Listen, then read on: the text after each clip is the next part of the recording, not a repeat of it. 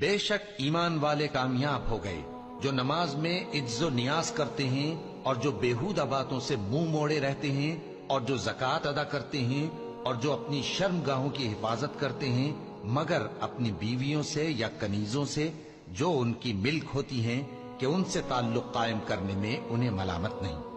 اور جو ان کے سوا اوروں کے طالب ہوں وہ اللہ کی مقرر کی ہوئی حد سے نکل جانے والے ہیں،